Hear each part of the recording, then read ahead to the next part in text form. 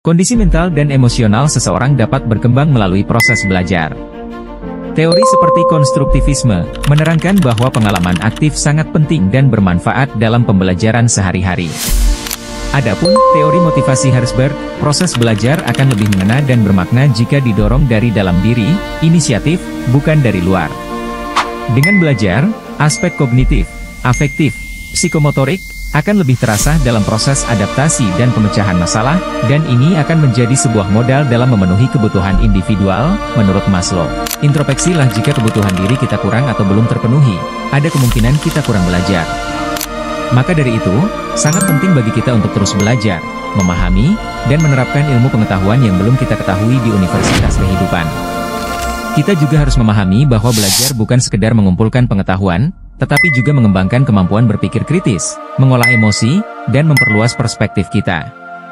Dalam proses ini, kita dituntut untuk senantiasa terbuka terhadap perubahan dan bersedia keluar dari zona nyaman.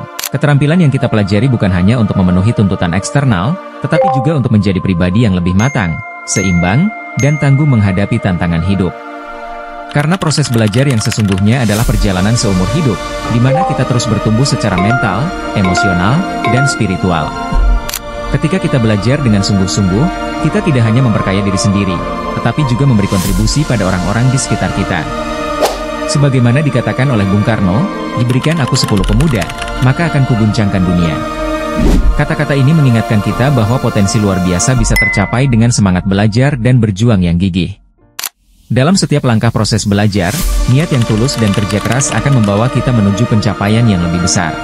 Tetaplah belajar, karena dengan belajar, kita tidak hanya bertahan hidup, tetapi juga memperkuat kemampuan untuk memimpin hidup kita sendiri dan menjadi pemberi perubahan bagi masyarakat.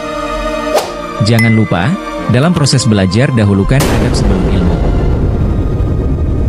Kenapa adab didahulukan sebelum ilmu?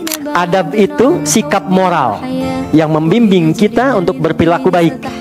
Kalau orang berilmu, adabnya belum baik, maka dia akan berbuat perilaku yang buruk, yang damage-nya lebih besar dibandingkan dengan orang yang belum punya ilmu. Orang korupsi kalau pintar, ngambilnya banyak, dibandingkan dengan orang yang mencuri tapi nggak pintar. Sama, jangan dikira orang yang punya pengetahuan tapi minim adab, jangan dikira bermanfaat, merusaknya akan banyak. Ya, siapa yang banyak memberikan fatwa-fatwa yang keluar buruk, dan itu mencelakakan. Betapa banyak orang belajar, tapi kemudian setelah belajar berselisih.